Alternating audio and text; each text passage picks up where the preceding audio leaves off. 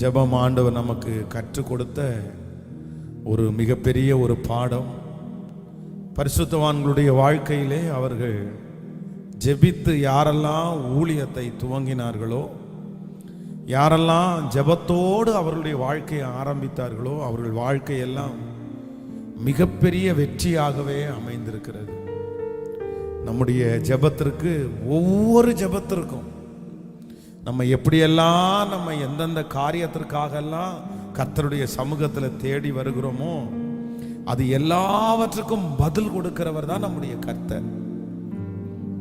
கடந்த நாட்களிலே அந்த 7 நாட்கள் நம்ம சொந்த வீடு நிலம் வாங்குவதற்காக ஒரு ஜெபம் வைத்திருந்தோம். அப்போ அந்த ஜெபத்தில் ஆயிரக்கணக்கான ஜனங்கள் திருச்சபையிலையும் நேரலையிலும் கலந்து கொண்டார்கள். அப்போ ரொம்ப கஷ்டப்பட்ட ஒரு குடும்பம் அதான், அவர்களுக்கு சரியான வாடகை கூட கொடுக்க முடியாத சூழ்நிலையிலே 2 குழந்தைகளோடு அவங்க நம்முடைய திருச்சபை பக்கத்தில் வசித்து வர்றாங்க. இந்த கணவனாருக்கு அவருடைய 2 கால்களும் கொஞ்சம் ஊனமாக இருக்கிறதுனால 3 சக்கர வாகனத்தில் தான் அவர் டிராவல் பண்ணி அதில் சின்ன சின்ன வேலைகளை செய்து தன்னுடைய குடும்பத்தை நடத்திட்டு இருந்தார். அப்போ இந்த 7 நாட்களுடைய ஜெபத்தில் அவங்க தீவிரமாய் கலந்து கொண்டு, ஆண்டவரே, இந்த வீடை கட்டுறதற்கு எங்களிடத்துல பணம் இல்லை, நாங்கள் கட்ட முடியாது, ஆனால் தாவீதுக்கு ஒரு வீட்டை கட்டி கொடுப்பேன் என்று நீ வாக்கு கொடுத்தீங்க, தாவீதுக்கு ஒரு வீட்டை கட்டி கொடுத்தா எங்களுக்கு அப்படி ஒரு வீடை நீங்கள் தர மாட்டீங்களா, நாங்கள் நம்புகிறோம் அப்படின்னு ஜெபம் பண்ணியிருக்கிறாங்க. திடீர்னு கவர்மெண்ட்ல இருந்து ஒரு சில அந்த ஏழைகளுக்கு இந்த வீடெல்லாம் அலாட் பண்ணியிருக்காங்க. எல்லாம் ஆண்டவருடைய பெரிய கிருபையினால இவங்களுக்கு கிடைக்கக்கூடிய வாய்ப்பே இல்லை. ஆனால் அந்த பிரதருக்கு அந்த மாதிரி ஒரு சூழ்நிலை இருந்தனால உடனே அந்த காரியம் சாங்ஷன் ஆகி ஒரு நல்ல வீட்டை கர்த்தர், சொந்த வீட்டை கொடுத்தார். ஸோ ஒரு வாரம் தான், அந்த ஒரு வாரத்துக்குள்ளே அந்த ஜெபத்தை கேட்டு ஆண்டவர் பெரிய பலனை ஆண்டவர் தந்தார். அப்போது நான் என்ன நம்புகிறேன் அப்படின்னா, அந்த ஜெபம் மட்டுமல்ல, இப்போ நம்ம எந்தெந்த காரியத்திற்கெல்லாம் ஆண்டவரிடத்தில் வேண்டி கொள்ளுகிறோமோ, வேதம் சொல்லுகிறது, நாம் நினைப்பதற்கும் வேண்டுவதற்கும் அதிகமாய் செய்கிற கர்த்தர். யாரெல்லாம் அவரை விசுவாசத்தோடு நம் நோக்கி பார்க்கிறோமோ அவர்கள் எல்லாருடைய ஜெபத்தையும் ஆண்டவர் அவர் கேட்கிறவர். ஆமென். நான் இந்த 21 நாள் ஜெபத்தில் நீங்கள் எல்லாம் தனித்தனியாக ரொம்ப நேரம் நீங்கள் ஜெபம் பண்ணியிருப்பீங்க அப்படின்னு நான் நம்புகிறேன். அதனால் இந்த 21 நாட்களும் விசேஷமாக ஆண்டவருடைய துணையோடு இந்த 21 நாளும் ஒரு சப்ஜெக்ட், ஒரு நல்ல சப்ஜெக்டை உங்களுக்கு விளக்கி அதை வேதத்திலிருந்து சொல்லணும்னு நான் முயற்சி எடுக்கும்போது, ஆண்டவர் மனுஷனை குறித்த அறிவு ஒரு தேவனுடைய பிள்ளைக்கு சுற்றி தங்களோடு வாழ்கிற, தங்களோடு பழகுகிற, தங்களோடு வேலை செய்கிற மனிதர்களை குறித்து ஒரு சரியான அறிவு ஒரு தேவனுடைய பிள்ளைக்கு இருக்கணும் அப்படின்றதை குறித்து என்னுடைய இருதயத்திலே ஆண்டவர் பேசிக்கொண்டே இருந்தார். அப்போ ஃபர்ஸ்ட் டே நேற்றைய தினத்தில் நம்ம ஒரு மனிதனை குறித்து ஒரு தேவனுடைய பிள்ளை கவனமாய் இருக்க வேண்டிய முதல் காரியத்தை நம்ம நேற்றைக்கு நம்ம தியானித்தோம். ஒரு மனுஷனை குறித்து நமக்கு அறிவு நமக்கு தேவை. எப்படிப்பட்ட அறிவு நமக்கு தேவை அப்படின்னா, நம்மை பார்த்து பரிதாபப்படுகிறவர்களிடத்துல ஒரு ஆண்டவருடைய பிள்ளை என்ன பண்ணணும் அப்படின்னா, ரொம்ப கவனமா இருக்கணும் அப்படின்னு ஆண்டவர் ஃபர்ஸ்ட் டே நம்ம பார்த்து கர்த்தர் பேசினார். பொதுவாக பரிதாபப்படுகிறவர்களை நமக்கு பிடிக்கும், பரிதாபப்படுகிறவர்களை நம்ம விரும்புவோம், அவர்கள் தான் நம்மை நேசிக்கிறவர்களாக நம்ம நினைச்சுக்குவோம். அவர்கள் உண்மையிலே அப்படி நம்மேல் பரிதாபப்படுகிற நிறைய பேர் நம்மை நேசிக்கிறவர்களாக கூட இருப்பார்கள். அவர்கள் நேசிக்காதவர்கள் நம்மேல் பரிதாபப்பட முடியாது. சிலர் நம்மை நேசிக்கிறதுனால தான் நம்ம மேல அவர்கள் பரிதாபப்படுகிறார்கள். ஆனா ஒரு தேவனுடைய பிள்ளை அந்த பரிதாபப்படுகிற ஜனங்களுக்கு முன்பாக நீங்க ரொம்ப கவனமா வாழணும். ஏன் அப்படின்னா தீமை நம்மை வெறுக்கிறவர்களால் மட்டுமல்ல, தீமை நம்மேல் பொறாமைப்படுகிறவர்களால் அல்ல. தீமை சில நேரத்தில் யாரால நமக்கு வரும்னா, நம்ம மேல பரிதாபப்படுகிறவங்க நம்மளை வளர்த்த மாட்டாங்க. நிறைய நேரத்தில் நம்முடைய விசுவாசத்தை குறுகி போக பண்ணி நமக்குள்ளே தாழ்வு மனப்பான்மையை விதைத்து நாம் வளருவதை அவர்கள் தடுத்து விடுவாங்க. அதனாலதான் தாவீது அவ்வளவு நெருக்கமான நேரத்தில் கூட யார அவன் கூட வச்சுக்கல அப்படின்னு சொன்னா, பரிதாபப்படுகிறவனை கூட வச்சுக்கவே இல்லை. என் மேல உனக்கு இருக்கிற நேசம் கரெக்ட் தான்ப்பா, என்ன நீ நேசிக்கிற, நான் அதை அறிவேன். ஆனா நீ என்னோடு கூட நடந்து வந்தால் நீ எனக்கு பாரமா இருப்பாய், நீ எனக்கு ரொம்ப பாரமா இருப்ப. அதான் தாவீதுக்கு முன்னாடி அப்படி ஓன அழுது தன்னுடைய தலையில புழுதியை போட்டுட்டு வஸ்திரத்தை கிழிச்சு, உங்களுக்கெல்லாம் இப்படி நடக்கலாமா, நீங்க நீதிமானாச்சே அப்படின்னு அவனுக்கு முன்னாடி அழும்போது சொல்றாரு, நீ அழ வேண்டாம், நீ என் கூட வரக்கூடாது, ஏற்கனவே எனக்கு துக்கம் இருக்குது, அதனால நீ என்ன பார்த்து பரிதாபப்பட வேண்டாம், நீ அங்க இருந்தாதான் கரெக்ட் அப்படின்னு தாவீது அவனை தன்னோடு கூட வைக்க விடவே இல்லை. அப்போ ரொம்ப கவனம். பரிதாபப்படுகிற மனிதர்களை நம்ம என்கரேஜ் பண்ண வேண்டிய அவசியம் இல்லை. இன்னொன்று ஆண்டவருடைய பிள்ளைகள் தெரிந்து கொள்ள வேண்டும், நம்மேல் யாரும் பரிதாபப்படணும் அப்படின்னு நம்ம எதையுமே செய்ய வேண்டிய அவசியம் சொல்லுங்க, எதையுமே நம்ம செய்ய வேண்டிய அவசியம் இல்லை. நம்ம மேல அவங்க பரிதாபப்பட வேண்டாம், நம்முடைய குடும்பத்தின் மேல அவங்க பரிதாபப்பட வேண்டாம். அவர்களுக்கு முன்பாக ஏழைய மாதிரி நம்ம நடிச்சு, அவங்க முன்னாடி ஒன்றும் இல்லாதது மாதிரி நம்மளை காமிச்சு, நான் ஒருவேளை ஒன்றும் இல்லைதான், ஆனா கூட நான் என்ன நம்புறேன் அப்படின்னு சொன்னா, சில சோதனைகளை, சில பாதைகளை நாம் சிரித்து கொண்டுதான் முன்னேற வேண்டுமே தவிர அழுது கொண்டு முன்னேறக்கூடாது. நம்ம மேல யாருமே பரிதாபப்பட்டு இறக்கப்பட்டு நம்ம செய்ய வேணும் அப்படின்னு நம்ம நினைக்க கூடாது. அவங்க முன்னாடி ஆண்டவர் என்னை கொஞ்சமாய் கொடுத்திருந்தாலும் அதுல திருப்தி, நிறைய கொடுத்திருந்தாலும் அதுல திருப்தி நமக்கு. ஆமேன். ஆண்டவர் என்ன நல்லா வச்சிருக்கிறாரு, நல்லா ரொம்ப கர்த்தர் அவன் நடத்துறாரு அப்படிங்கிற ஒரு தைரியம் ஆண்டவருடைய பிள்ளைகளுக்கு அவசியமாய் தேவைப்படுகிறது. ஆமேன் சொல்லுங்கள். கைகளை அசைத்து ஒரு ஹல்லேலூயா சொல்லுங்க. ஸோ இன்னைக்கு 2வது நாளில் கூட நான் ஒரு மனிதனை குறித்த, எந்த மனிதனை குறித்த அறிவு நமக்கு வேண்டும் அப்படின்னு சொல்லி நான் ஜெபிக்கும் போது ஆண்டவர் என்னுடைய இருதயத்திலே சில வார்த்தைகளை எல்லாம் ஆண்டவர் என்னுடைய இருதயத்திலே வைத்தார். வாசிக்க போகிறோம். மத்தேயு எழுதின சுவிசேஷம் 26ஆம் அதிகாரத்தை நாம் எடுத்துக்கொள்ளலாம். மத்தேயு எழுதின சுவிசேஷம் 26ஆம் அதிகாரத்திலே 14வது வசனத்தை நம்ம வாசிக்க போறோம். மத்தேயு எழுதின சுவிசேஷம் 26வது அதிகாரத்திலே 26ஆம் அதிகாரம் 14வது வசனத்தை சேர்ந்து வாசிக்கலாமா? அப்பொழுது 12 ஒருவனாகிய யூதாஸ் காரியோத் என்பவன் பிரதான ஆசாரியரிடத்திற்கு போய், நான் அவரை உங்களுக்கு காட்டி கொடுக்கிறேன், நீங்கள் எனக்கு என்ன கொடுக்கிறீர்கள் என்றார். அவர்கள் அவனுக்கு 30 வெள்ளி காசை கொடுக்க உடன்பட்டார்கள். அது முதல் அவன் அவரை காட்டி கொடுக்க சமயம் பார்த்து கொண்டு இருந்தான். 18வது வசனம், அதற்கு அவன், நீங்கள் நகரத்திலே இன்னாரிடத்திற்கு போய், என் வேலை சமீபமாய் இருக்கிறது, உன் வீட்டிலே என் சீசரோடே பஸ்காவை ஆசரிப்பேன் என்று போதகர் சொல்லுகிறார் என்று அவனுக்கு சொல்லுங்கள் என்றார். நீங்கள் மத்தேயு எழுதின சுவிசேஷம் 27ஆம் அதிகாரம் 3வது வசனத்திற்கு வாருங்கள்.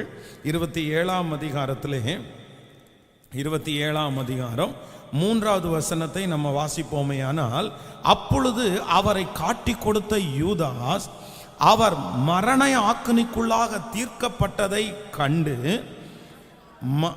மனஸ்தாபப்பட்டு அந்த 30 வெள்ளி காசை பிரதான ஆசாரியரிடத்திற்கும் மூப்பரிடத்திற்கும் திரும்ப கொண்டு வந்து, குற்றமில்லாத இரத்தத்தை நான் காட்டி கொடுத்ததினால் பாவம் செய்தேன் என்றார். அதற்கு அவர்கள், எங்களுக்கு என்ன, அது உன் பாடு என்றார்கள். அப்பொழுது அவன் அந்த வெள்ளிக்காசை தேவாலயத்திலே எறிந்துவிட்டு புறப்பட்டு போய் நாண்டு கொண்டு செத்தான். நன்றாய் கவனிங்கள் ஆண்டவருடைய பிள்ளைகளே, இந்த இடத்திலே யாரை குறித்து சொல்லப்படுகிறது என்று சொன்னால், யூதாஸ் காரியோத் அப்படின்னா ஆண்டவரோடு நடந்த ஆண்டவருடைய சீடர்களிலே 12 பேரிலே ஒரு மிக முக்கியமான ஒரு பொறுப்பிலே இருக்கிறவன் தான் யார் அப்படின்னா இந்த யூதாஸ் காரியோத்.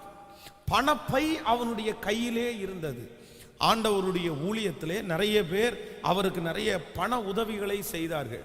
அவருடைய சீடர்கள் ஆகாரம் புசிக்கிறதற்கு, அவர்களுக்கு நல்ல துணிமணிகளை எல்லாம் அவங்க உடுத்துவதற்கு, அவர்களுக்கு நிறைய தேவை இருக்கும் அல்லவா.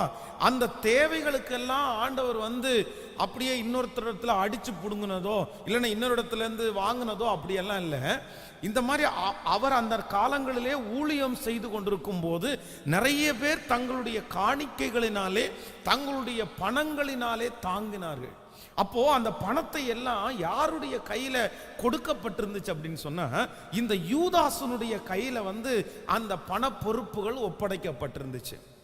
ஆனா இந்த மனுஷன் ஆண்டவருடைய வார்த்தைக்கு கீழ்ப்படியாம ரொம்ப தூரத்துல போகிறாங்க. அப்போ அங்க இருக்கிற பிரதான ஆசாரியர்கள் எல்லாம் என்ன பார்த்துட்டு இருக்கிறாங்கன்னா, இயேசுன்ற அந்த மனுஷனை தனியா கண்டுபிடிக்கணும்னு நினைச்சாங்க. பொதுவாக யூதர்களுடைய முகங்களை பார்த்தீங்க அப்படின்னா ஓரளவு நம்ம அதை கணிக்க முடியாத மாதிரி சில நேரங்களிலே எல்லாரும் ஒரே மாதிரி இருப்பாங்க. அந்த மாதிரி இயேசுனுடைய சீடர்கள் சிலர் ஒரே மாதிரி ட்ரெஸ் போட்டிருந்தாங்க. ஏசப்பா மாதிரி முழு பைஜாமாவை போட்டு அந்த மாதிரி ஆண்டவரோட இயேசுவை பிடிக்கணும்னு நினைச்சா கூட சில நேரங்களிலே அவர்களால அடையாளம் இதுதான் இயேசு அப்படின்னு தெரிஞ்சா கூட யாராவது ஒருத்தர் இது இயேசு அப்படின்றத அவங்க காண்பித்து கொடுக்கணும், நிரூபிக்கணும் அப்படின்னு அந்த தலைவர்கள் நினைப்பார்கள். பொதுவாக இந்த பின் லேடன் அவங்கள பார்த்தீங்க, அந்த மனுஷனை யுஎஸ்ஏ ஆர்மியை கொன்னாங்க பாருங்களேன். அப்போ அந்த மனுஷன் இவன் தான், இந்த மனுஷன் தான் அவர் அப்படின்னு சொல்லி பின் லேடன் இதுதான் அப்படின்னு சொல்லி அவங்க கண்டுபிடிச்சிட்டாங்க. அதனால தான் அவங்கள ஷூட் பண்ணாங்க. ஆனால் ஷூட் பண்ணி முடிச்சதற்கு பிறகு அந்த பின் லேடன் பக்கத்தில் அவருடைய உயரம் உள்ள ஒரு மனுஷனை அங்கிருந்து வரும்போதே கூட்டிட்டு அவங்க படுக்க வச்சு செக் பண்ணி இது பின் லேடன் தான் அப்படின்னு உறுதிப்படுத்தப்பட்டு அதற்கு பிறகுதான் அந்த பாடியை கொண்டு போய் நடுக்கடல்ல கொண்டு போய் போட்டாங்க. அவங்களுக்கு தெரியும், அதை வச்சுதான் அவங்க கெஸ் பண்ணாங்க. அதை வச்சுதான் பல வருடங்களாக அந்த வீட்டை சுற்றினார்கள். ஆனா யாரோ ஒருத்தர் இதுதான் இந்த மனுஷன் தான் அப்படின்னு ஊர்ஜிதப்படுத்தணும் அப்படின்னு நினைப்பாங்க. அப்போ இந்த நாட்களிலே அவர்களுக்கு இயேசுநாதரை தெரிஞ்சாலுமே அவரை காட்டி கொடுக்கிறதற்கு கரெக்டான ஒரு ஆளை ஐடென்டிஃபை பண்ணி இதுதான் இயேசு கிறிஸ்து அப்படின்னு சொல்றதற்கு ஒரு ஆளு அவர்களுக்கு உள்ளே இருக்கிற ஒரு ஆள் தேவைப்பட்டாங்க. 3வது மனுஷங்க யார் கூப்பிட்டாலும் வருவாங்க. ஆனா அந்த 12 பேர்ல ஒருத்தன் வந்தானா நல்லா இருக்கும் அப்படின்னு அங்கே அந்த கயவர்களுக்கு ஒரு எண்ணம் இருந்துச்சு. அதுக்கு தகுந்த மாதிரியே இந்த யூதாஸ் அவன் ஒரு பிளானை போட்டு அவன் ஒரு திட்டத்தை போட்டு அவங்களிடத்துல வலிய போய், அதான் இது பிரச்சனை அவனை தேடி வரல, இவனாக வலிய போய். நீங்க நீதிமொழிகளிலே வாசிக்கும் போது நீங்க வாசிக்க முடியும்.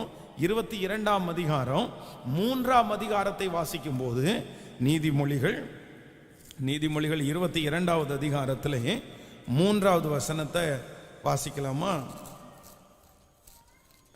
22ஆம் அதிகாரம் 3வது வசனத்தை வாசிக்கும் போது, விவேகி ஆபத்தை கண்டு மறைந்து கொள்ளுகிறான், பேதைகள் நெடுக போய் தண்டிக்கப்படுகிறார்கள். யாராமாம்? விவேகி ஆபத்தை கண்டு மறைந்து கொள்ளுகிறான், பேதைகள் நெடுக போய் தண்டிக்கப்படுகிறார்கள். அப்போ இந்த மனுஷன் என்ன பண்றான் அப்படின்னு சொன்னா, பேத போல இருந்து நெடுக போய் தண்டிக்கப்படுவது போல அவங்கள்ட்ட இயேசுநாதரை நான் காட்டி கொடுக்கிறேன், நீங்க எனக்கு என்ன பண்ணுவீங்க அப்படின்னு சொல்லி அவன்கிட்ட பேரம் பேச. உடனே அவர்கள் சொன்னாங்க, நீ இந்த மாதிரி இயேசுநாதரை காட்டி கொடுத்தா நாங்கள் வெள்ளி காசுகளை தர்றோம் அப்படின்னு சொன்ன உடனே அதற்கு உடன்பட்டு அதே போல அந்த வெள்ளி காசுகளையும் அவங்க நிறுத்தி கொடுத்துட்டாங்க. அந்த கரெக்டான நேரம் வந்த உடனே ஆண்டவரை இந்த யூதாஸ் காரியோத்து காட்டி கொடுக்கிறான்.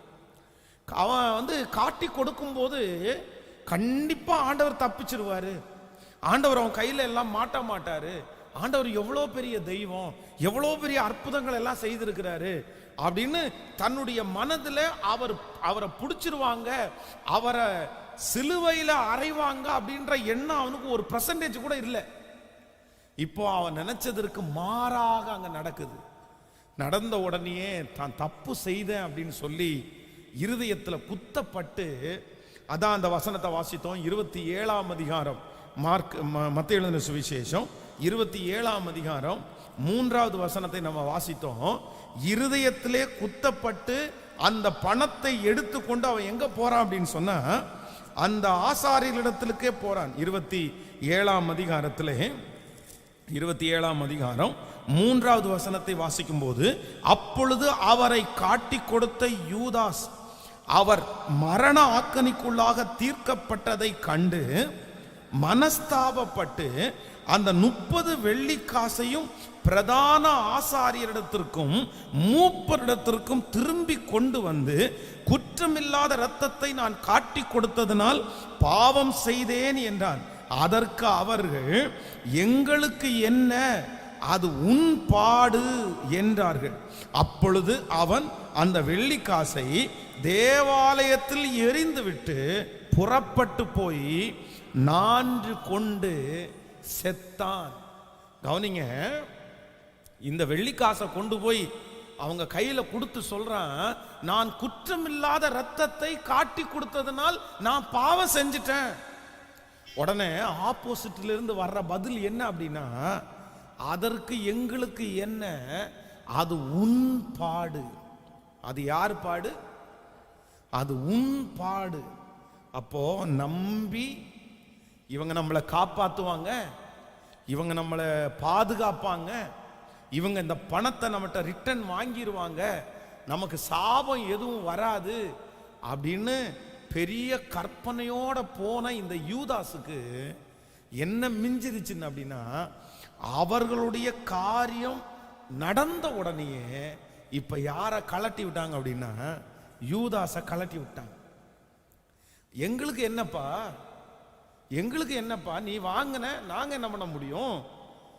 உடனே இந்த வார்த்தையை கேட்ட உடனே அந்த பணத்தை தான் பயன்படுத்த கூடாதுன்னு சொல்லி போய் ஒரு இடத்துல தேவாலயத்தில் அப்படியே கொண்டு போய் வீசி, வேதம் சொல்லுது, நான்கு கொண்டு செத்தான். அப்போ நம்பர் 2, இரண்டாவதாக ஒரு தேவனுடைய பிள்ளை எந்த மனுஷனிடத்துல நீங்க ரொம்ப கவனமா இருக்கணும்னு சொன்னா, தங்களுடைய ஆதாயத்திற்காக பயன்படுத்துகிற மனிதர்களிடத்துல நம்ம ரொம்ப ஜாக்கிரதையா இருக்கணும். நன்றாய் கவனிங்கள் ஆண்டவருடைய பிள்ளைகளே, இன்றைக்கு இந்த உலகத்துல நிறைய ஜனங்கள் இருக்கிறாங்க.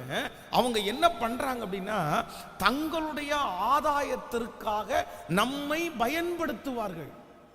அவங்க ஆதாயத்திற்காக, அவங்க நல்லா வருவதற்காக. இந்த அரசியலை குறித்து பார்த்தீங்கன்னா நிறைய பேர் அரசியல்ல இருக்காங்க. ஆனா அரசியல்ல இருக்கிறவங்களுக்கு பெரிய சம்பாத்தியங்கள் இருக்குது, பெரிய மதிப்பு இருக்குது அப்படின்னு நம்ம நினைச்சிட்டு இருக்கிறோம். ஆனா ஒண்ணு நினைச்சுக்குங்க, அந்த மதிப்பு அந்த அரசாங்கத்துல அந்த போஸ்டிங்ல இருக்கிற யார் ஒருவருக்கோ அந்த நபருக்கு தான் கிடைக்குதே தவிர, அந்த நபரை தேடி தங்களுடைய வாழ்க்கையை அழிக்கிறவர்களுக்கு என்னன்னா கிடைக்கிறதே இல்லைங்க, கிடைக்கிறதே இல்லைங்க. ஒரு சில கூட்டத்தை சில பகுதிகளில் நீங்க பார்ப்பீங்க, சில கிராமங்களில் பார்ப்பீங்க, சில தெருக்களில் பார்ப்பீங்க. ஒரு 20 பேர் 30 பேர் அந்த இடத்துல உட்கார்ந்து இருப்பாங்க.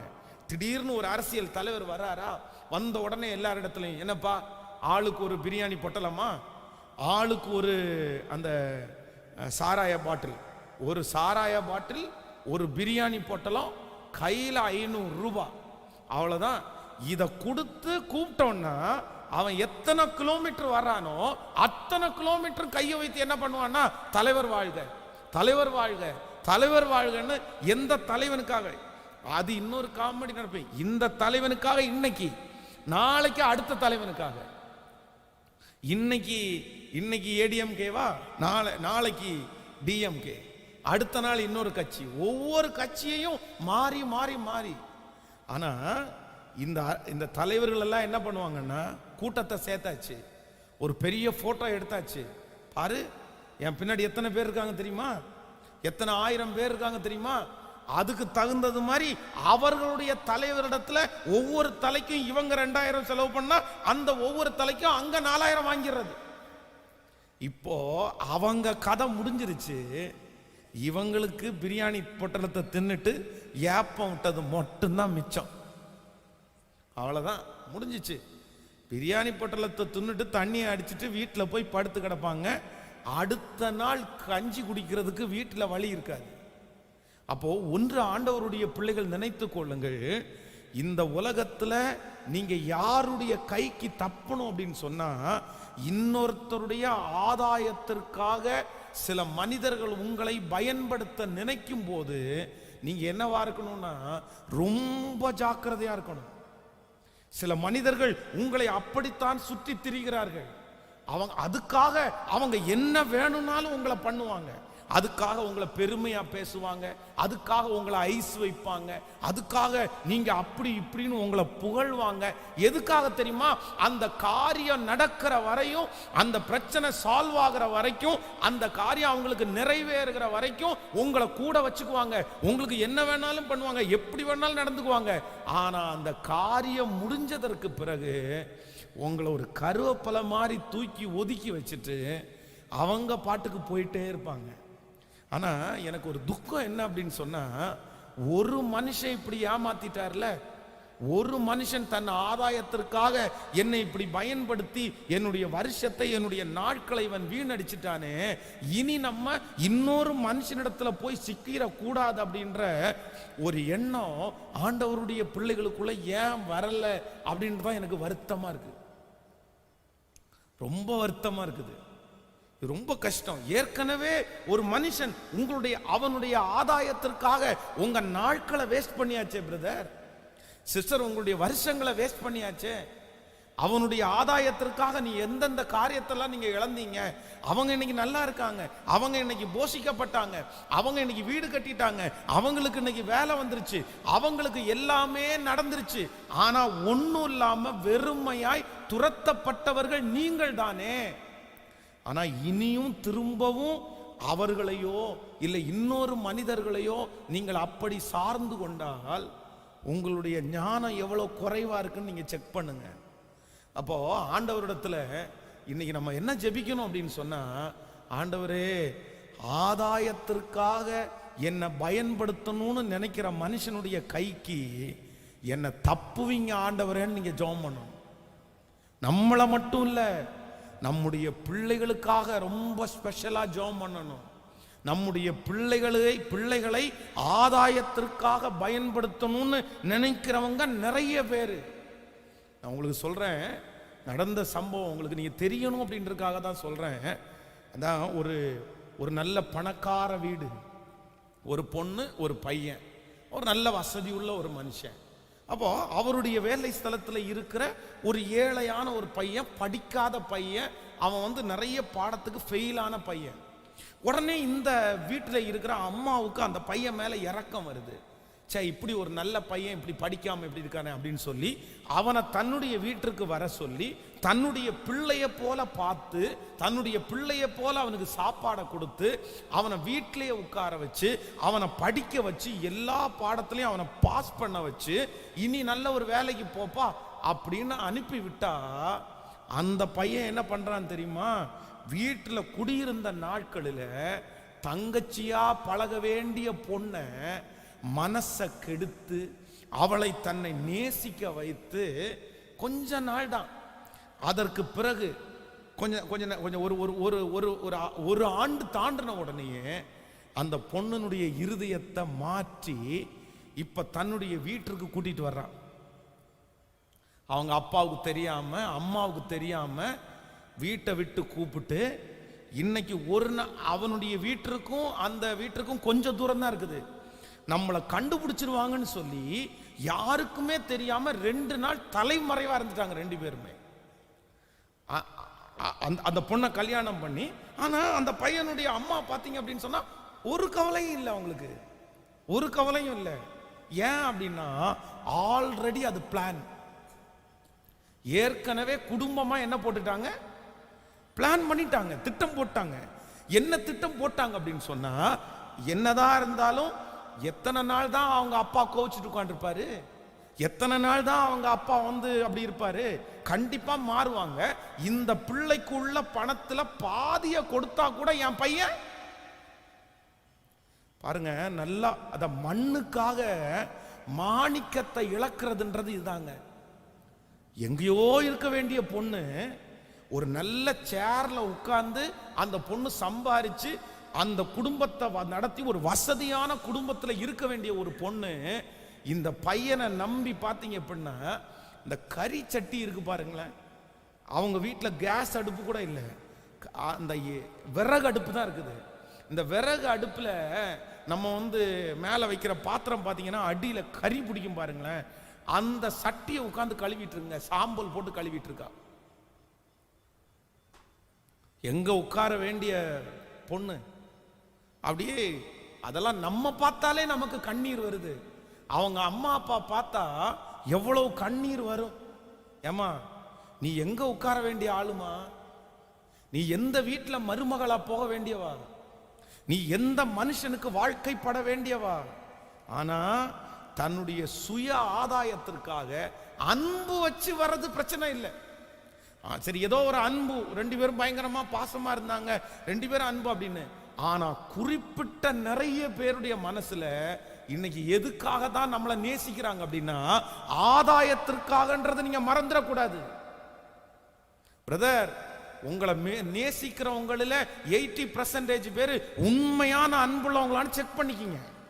சிஸ்டர், உங்களை நேசிக்கிறவங்க உண்மையான அன்புள்ளவர்களா அப்படின்றத நீங்க செக் பண்ணிக்கிங்க. நிறைய பேர் எதுக்காக தான் உங்கள்கிட்ட பழகுவாங்க அப்படின்னு சொன்னா ஆதாயத்திற்காக தாங்க பழகுவாங்க. ஆதாயத்திற்காக கண்டிப்பா நீங்க ஜெபிக்கணும். இந்த 2வது நாள் இந்த ஜெப திருவிழாவில் உங்க ஜெபம் எப்படியா இருக்கணும் அப்படின்னா, எங்களுக்கு மட்டும் இல்லை, எங்க குடும்பத்துல எல்லாருக்குமே, ஆண்டவரே நாங்கள் மனிதர்களை அடையாளம் கண்டுகொள்ள வேண்டும். எந்த மனிதர்களை அடையாளம் கண்டுகொள்ள வேண்டும் என்றால், ஆதாயத்திற்காக எங்களை பயன்படுத்த நினைக்கிற மனுஷனுக்கு எங்களை காப்பாற்றுங்க ஆண்டவரே, எங்களை காப்பாற்றுங்க ஆண்டவரே. இந்த ஜெபத்துல இருக்கிறவங்க சிந்திச்சு பாருங்க. யாராவது ஒருத்தர் இப்படி உங்களை ஆதாயத்திற்காக பயன்படுத்துகிறார்களா? ஆதாயத்திற்காக நீங்க கஷ்டப்பட்டு, நீங்க உழைச்சு, நீங்க ரத்த வேர்வை சிந்தி, நீங்க ராத்திரி பகலா தூங்காம உட்கார்ந்து பாடுபட்டு இன்னொருத்தருக்கே அழிச்சிட்டு இருக்கிறது ஆண்டவருடைய சித்தம் அல்ல. ஆண்டவருடைய சித்தம் அல்ல. நான் நம்புறேன், உன் கையின் பிரயாசத்தை நீ சாப்பிடுவாய், உனக்கு பாக்கியமும் நன்மையும் உண்டாயிருக்கும். உன் மனைவி உன் வீட்டோரங்களில் கனிதரும் செடி, உன் பிள்ளைகள் உன் பந்தியை சுற்றிலும் ஒலிவ மர கன்றுகளை போல் இருப்பார்கள். பிரதர், நீங்க கஷ்டப்பட்டு உழைக்கிற பணத்தை நீங்க சாப்பிடலாம் பிரதர், உங்க மனைவி சாப்பிடலாம் பிரதர், உங்க பிள்ளை சாப்பிடலாம் பிரதர். சிஸ்டர், நீங்க கஷ்டப்பட்டு உழைச்ச பணத்தை நீங்க சாப்பிடலாம், உங்க கணவனார் சாப்பிடலாம், உங்க பிள்ளை சாப்பிடலாம். ஆனா 3வது ஒரு நபர் நீங்க கஷ்டப்பட்ட பணத்தை சாப்பிடுறது அப்படின்றது அது ஆசீர்வாத குறைவு என்கிறத நீங்க மறந்துடவே கூடாது, மறந்துடவே கூடாது. ஆண்டவர் இந்த மாதிரி அந்த ஆசீர்வாத குறைவு எனக்கு தர வேணாம் ஆண்டவர். நான் சொல்றேன், ஏதோ ஒரு சூழ்நிலையில நீங்க இழக்கிறீங்க, தெரியாம அது இழந்துருச்சு. ஆனா நீங்களா போய் என்ன பண்ணிடாதீங்கன்னா, அவன் 100% அவனுடைய ஆதாயத்திற்காகத்தான் சிரிக்கிறான்னு தெரியும், 100% அவனுடைய ஆதாயத்திற்காக தான் நம்ம உயர்த்துறோம் அப்படின்னு நமக்கு தெரியும், 100% அவனுடைய ஆதாயத்திற்காக தான் மற்றவங்களுக்கு முன்பாக நம்ம தலை மேல ஒரு பெரிய ஐஸ் கட்டியா வைக்கிறான்னு தெரியும். அப்போ அவன் ஆதாயத்திற்காக அவன் அப்படி பேசினான்றதுக்காக நம்முடைய ஆசீர்வாதங்களை இழக்க கூடுமா? இழக்க கூடுமா? இழக்கவே கூடாது. வாலிப தம்பிகளும் தங்கச்சிகளும் இதுல ரொம்ப கவனமா இருக்கணும். நீ இப்ப கஷ்டப்பட மாட்ட பிரதர், ஒரு காலம் வரும்போது நீ ரொம்ப யோசிப்ப. இன்னைக்கு அப்படி ஒரு கூட்டம் தெரியுது. நான் ஆயிரக்கணக்கான பேரை பார்க்கறதுனால எனக்கு தெரியும். உங்களுக்கு அதனால தான் உங்களுக்கு சொல்லி கொடுக்குறேன். நிறைய பேரை நாங்கள் சந்திக்கிறோம்ல, சந்திக்கும் போது பார்த்தீங்க அப்படின்னா அந்த புள்ள பார்த்தீங்கன்னா அவ்வளோ நல்ல பிள்ளையா இருப்பாங்க. அந்த பையன் பார்த்தீங்கன்னா அவ்வளோ நல்ல பையனா இருப்பாங்க. அந்த பையன் அவங்க அம்மாவுடைய பேச்சை கேட்க மாட்டான், அவங்க அப்பாவுடைய பேச்சை கேட்க மாட்டான், கூட பிறந்தவங்களுடைய பேச்சை கேட்க மாட்டான். ஆனா இந்த லேடி பேசுகிற பேச்சை அப்படியே கேட்பாங்க. அந்த பொண்ணும் அப்படிதான், அவங்க அப்பா பேச்சை கேட்க மாட்டான், அவங்க அம்மா பேச்சை கேட்க மாட்டாங்க. ஆனா இந்த பையன் அவன் சரியில்லைன்னு தெரியும், அவன் மோசமானவன்னு தெரியும், அவன் எல்லாத்தையும் புடுங்கிட்டான்னு தெரியும். ஆனாலும் இந்த பொண்ணுக்கு யார் மேல நம்பிக்கை அதிகம்னா அவன் மேலதான் நம்பிக்கை அதிகம். இது என்ன விதத்துல, எந்த விதத்துல இருக்கும்? அப்போ நம்ம ஜெபம் பண்ணுவோம், ஆண்டவரே அப்படிப்பட்ட மனிதர்களுக்கு எங்களை தப்புவியும் ஆண்டவரே. ஹல்லேலூயா. கைகளை உயர்த்துங்க. அப்படி கைகளை உயர்த்தி ஆண்டவரிடத்துல எல்லாரும் ஜெபிங்க, எல்லாரும் ஆண்டவரிடத்துல கேளுங்க. ஆண்டவரே அப்படிப்பட்ட மனிதருடைய கைகளுக்கு எங்களை தப்புவிக்கிறவர் நீர்தான் என்று ஆண்டவரிடத்துல கேளுங்க. ஸ்தோத்திரம். உங்களால மட்டும்தான் முடியும். எங்களை பாதுகாக்கிறவர் நீர்தான் ஆண்டவரே. உம்முடைய கிருபை மகா மகா பெரியது, உம்முடைய இரக்கங்கள் மகா மகா பெரியது ஆண்டவரே. உம்முடைய தயவு மகா பெரியது. சத்தமா இன்றைக்கு நீங்கள் ஜெபிக்கிற அந்த ஜெபம் உங்க பிள்ளையை காப்பாற்றட்டும், உங்க எதிர்காலத்தை காப்பாற்றட்டும். இனி அப்படிப்பட்ட மனிதருடைய கைகளிலே நீங்கள் சிக்காதபடிக்கு ஆண்டவர் உங்களை கிருபையாய் பாதுகாக்கட்டும். நன்றி ஆண்டவரே. ஹல்லேலூயா. ஸ்தோத்திரம் ஸ்தோத்திரம். ஜெபம் பண்ணுங்க. எங்களுடைய கணவனார அந்த பிடியிலிருந்து காப்பாற்றுங்க ஆண்டவரே. ஓ நன்றி நன்றி நன்றி. தேற்றிடும் கிருபை, உயிர்ப்பிக்கும் கிருபை, தேற்றிடும் கிருபை, உயிர்ப்பிக்கும் கிருபை, மாறாத விலகால் கிருபை, மாறாத விலகால் கிருபை, மகா மகா பெரியது ஒவ்வொரு நாளும் பெரியது கிருபை, மகா மகா பெரியது ஒவ்வொரு நாளும் சிறந்தது இப்ப கையை உயர்த்தி. தேற்றிடும் கிருபை, உயிர்ப்பிக்கும் கிருபை, மாறாத கிருபை, தேற்றிடும் கிருபை. ஹல்லேலூயா.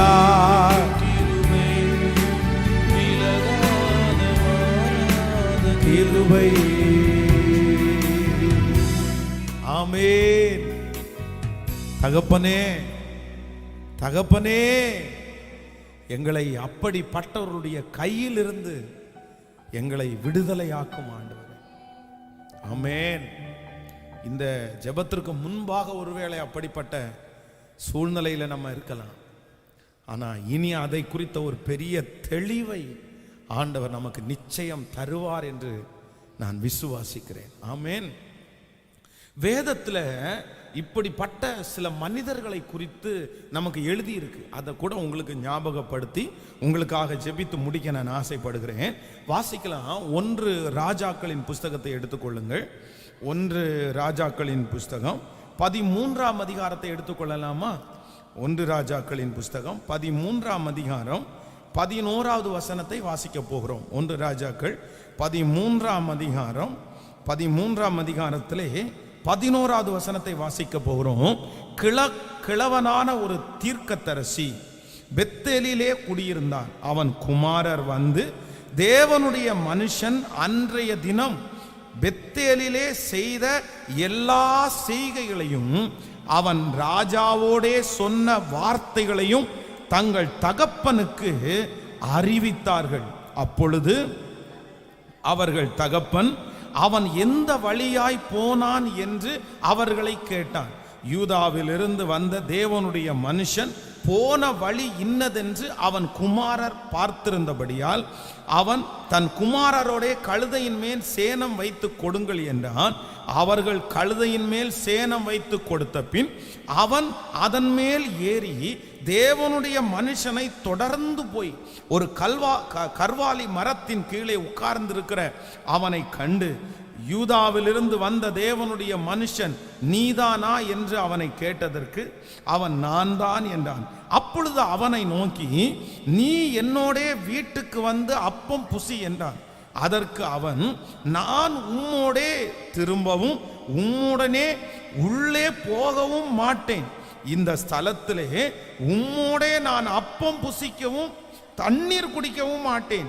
ஏனென்றால் நீ அப்பம் புசியாமலும் நீ அங்கே தண்ணீர் குடியாமலும் நீ போன வழியாய் திரும்பாமலும் இரு என்று கர்த்தருடைய வார்த்தை எனக்கு உண்டாயிற்று என்றான். அதற்கு அவன், உம்மை போல நானும் தீர்க்கதரிசிதான். அவன் அப்பம் புசித்து தண்ணீர் குடிக்க நீ அவனை திருப்பி உன் வீட்டிற்கு அழைத்து கொண்டு வா என்று ஒரு தூதன் கர்த்தருடைய வார்த்தையாக என்னோடே சொன்னார் என்று அவனிடத்தில் பொய் சொன்னான். நல்லா கவனிங்க ஆண்டவருடைய பிள்ளைகளே, ரொம்ப கவனமா கவனிக்கணும். இந்த இடத்துல கிழவனான ஒரு தீர்க்கதரிசி இருக்கிறார், இளமையான ஒரு தீர்க்கதரிசி இருக்கிறார். இந்த இளமையான தீர்க்கதரிசி வேதம் சொல்லுகிறது ஒரு மிகப்பெரிய ரட்சிப்பை அவர் மூலமாய் கர்த்தர் கட்டளையிடுகிறார். ஆண்டவர் அந்த தீர்க்கதரிசியை அனுப்பும் போது சொல்றாரு, நீ போ, நான் உன் கூட இருப்பேன், அங்க உன் கையினால பலத்த காரியங்கள் எல்லாம் நடக்கும். ஆனா ஒண்ணு, நீ என்ன பண்ணக்கூடாது அப்படின்னா, அங்க போய் இந்த அற்புதத்தை எல்லாம் நீ நடத்தி காண்பிக்கும் போது அங்க இருக்கிற ராஜா உன்னை சாப்பிட சொல்லுவாரு, உன்னை அங்க ரெஸ்ட் எடுக்க சொல்லுவாரு. ஆனா நான் உன்னை எந்த வேலைக்காக அனுப்புறேனோ அந்த வேலையை முடிச்சிட்டு நீ போன வழியா கூட திரும்பி வராம இன்னொரு வழியா வா அப்படின்னு சொல்லி ஆண்டவர் அனுப்பி விடுவாரு. அந்த தீர்க்கதரிசி அப்படி போவாரு, அந்த மாதிரி அற்புதங்கள் எல்லாம் நடக்கும். நடந்த உடனே அந்த ராஜா சொல்லுவாரு, ஐயோ இப்படிப்பட்ட தீர்க்கதரிசியை நான் பார்த்ததில்லை, நீங்க என் கூட சாப்பிடலாம் இல்ல, நீங்க என் கூட ரெஸ்ட் எடுத்துட்டு போலாம் இல்ல. அப்ப இந்த தீர்க்கதரிசி சொல்லுவாரு, இல்ல ஆண்டவர் என்ன அப்பம் புசிக்க கூடாது, தங்க கூடாது அப்படின்னு சொல்லிட்டாரு, நான் வந்த வழியாய் கூட போக கூடாதுன்னு சொல்லிட்டாரு. அதனால நான் இங்க பண்ண மாட்டேன்னா அங்க இருந்து தப்பிச்சு பிரயாணப்பட்டு வேறு வழியா போறாரு. இப்போ அங்க மிலிட்டரியில் இருக்கிற 2 பசங்க, அவங்க அப்பாவும் ஒரு தீர்க்கதரிசி, அவர் வயசான தீர்க்கதரிசி. அந்த 2 பசங்களும் அவங்க அப்பாட்ட சொல்றாங்க, நீங்களும் ஒரு தீர்க்கதரிசியா இருக்கிறீங்க, ஆனா நாங்க இப்போ ஒரு தீர்க்கதரிசியை பார்த்தோம், வயசு கம்மி தான், ஆனா ஆளு பயங்கரமான ஃபயரு, அப்படியே கைய அவருக்கு விரோதமா நீட்டப்பட்ட கை அப்படியே நின்றுச்சு, பலிபீடம் அப்படியே பாம் வச்சது மாதிரி அப்படியே வெடிச்சு செதறது. என்ன மிராக்கல், இப்படிப்பட்ட ஒரு தீர்க்கதரிசியை நாங்க பார்த்ததே இல்லைன்னு அவங்க அப்பா முன்னாடி அப்படியே புகழ்றாங்க. உடனே அவங்க அப்பாவுக்கு என்ன தோணுது அப்படின்னு சொன்னா, எங்க பசங்களே இவனை இவ்வளோ பெருசா சொல்றாங்களே, அதனால நம்ம இந்த காலத்துல ரொம்ப ஃபேமஸ் ஆயிடுச்சுன்னா உடனே செல்ஃபி எடுக்கிறதுக்கு கூப்பிடுவாங்கல்ல. நம்ம யாராவது ரொம்ப ஃபேமஸ் ஆனவங்களோட நின்று அந்த ஃபோட்டோ எடுத்து அதை வாட்ஸ்அப்லேயோ இல்லைன்னா இதை ஃபேஸ்புக்லேயோ எல்லாம் போட்ட உடனே, ஏய் என்ன இவங்களோட ஃபோட்டோ எடுத்துருக்கீங்களா அப்படின்னு ஒரு பெருமையாக பேசுவாங்கல்ல, அது நமக்கு நிறைய பேருக்கு பிடிக்கும்ல. அப்படி ஒரு பிரியர்கள்னு நினைக்கிறேன் நான்.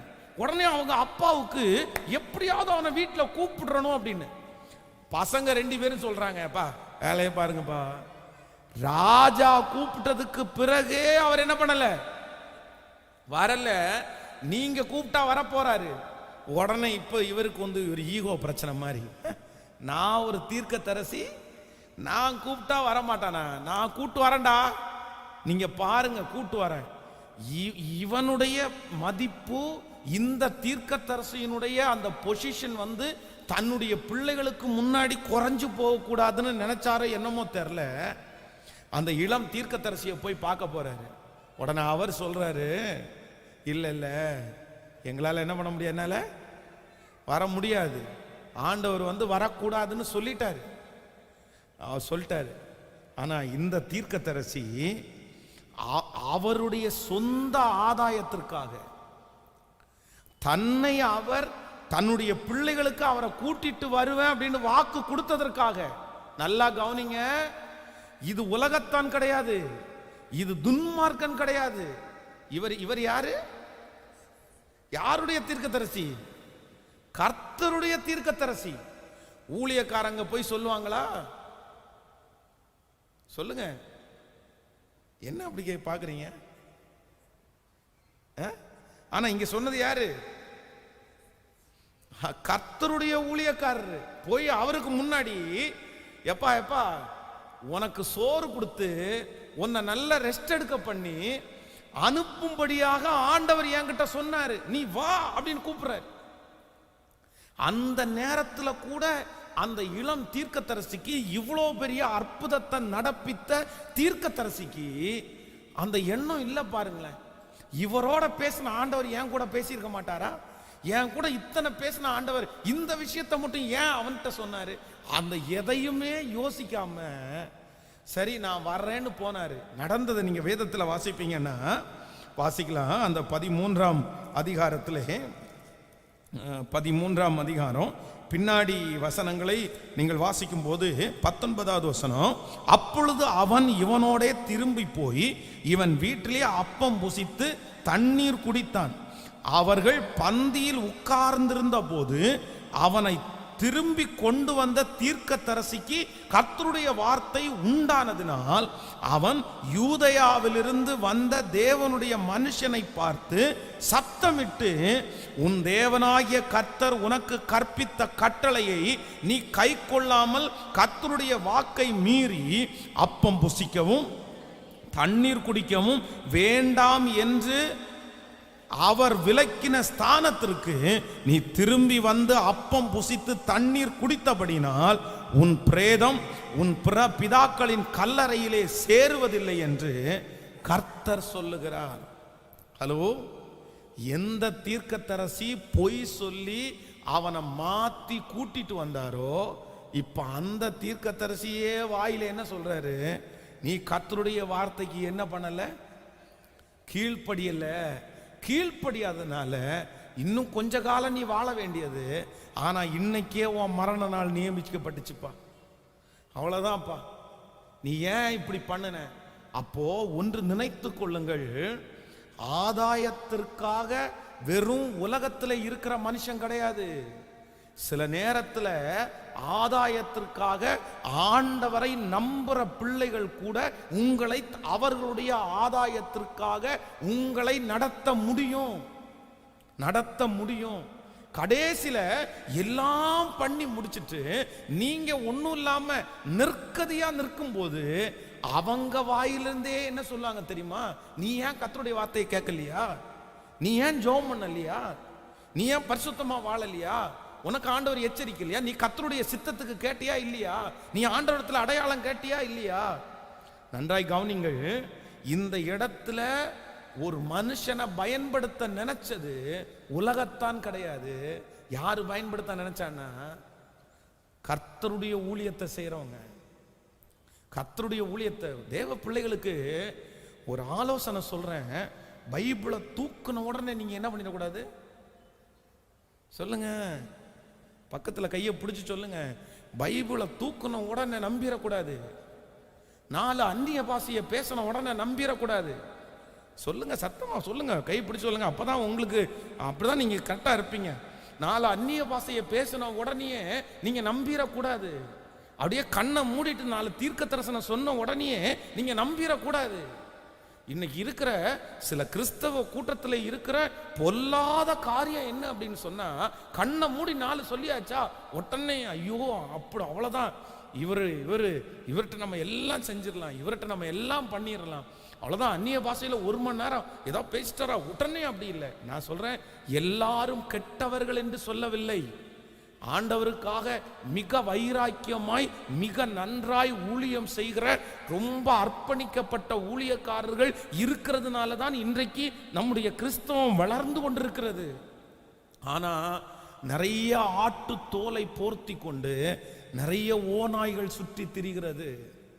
வெளியில வெள்ளையடிக்கப்பட்ட கல்லறையை போல வெளியில அவங்க போதகருடைய அந்த காரியத்தை காமிச்சிட்டு, ஊழியக்காரன் என்கிறத காமிச்சிட்டு, நாங்க ஜெபம் பண்றோம் அப்படின்றத காமிச்சு வீடுகளுக்காய் சென்று அவர்களை ஏமாற்றி வஞ்சித்து வீடுகளிலே பிரச்சனையை கொண்டு வந்து அதன் மூலமாய் பாதிக்கப்பட்ட எத்தனை குடும்பங்கள் இன்றைக்கு இருக்கு தெரியுமா?